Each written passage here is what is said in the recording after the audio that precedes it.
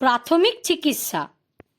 যখন কোনো ব্যক্তি হঠাৎ আহত হয় বা অসুস্থ হয়ে পড়ে তখন তাৎক্ষণিক সহায়তা প্রদানকে প্রাথমিক চিকিৎসা বলা হয়। যদি কাঁচের আঘাত লাগে তাহলে অবিলম্বে পরিষ্কার জল দিয়ে ক্ষতটি ধুয়ে ফেলুন এবং পরিষ্কার কাপড় বা ব্যান্ডেজ দিয়ে ভালো করে বেঁধে দিন।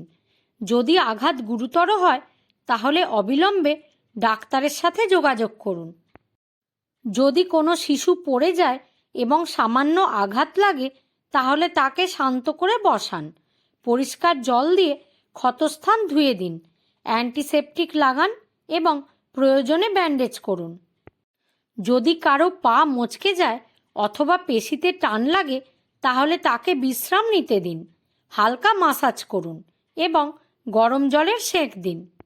যদি কেউ অজ্ঞান হয়ে পড়ে যায় তাহলে তাকে মাটিতে সোজা করে শুইয়ে দিন, ভালোভাবে বাতাস চলাচলের ব্যবস্থা থাকা জায়গায় রাখুন এবং জ্ঞান ফিরে আসার পর চিনি মিশ্রিত জল পান করান।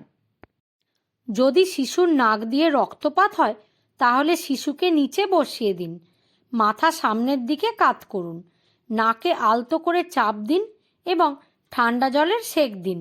যদি রক্তপাত বন্ধ না হয় তাহলে অবিলম্বে ডাক্তারের কাছে নিয়ে যান। যদি কোনো আঘাত গুরুতর হয় বা ঘরোয়া প্রতিকারে আরাম না দেয় তাহলে দেরি না করে অবিলম্বে ডাক্তারের সাথে যোগাযোগ করুন।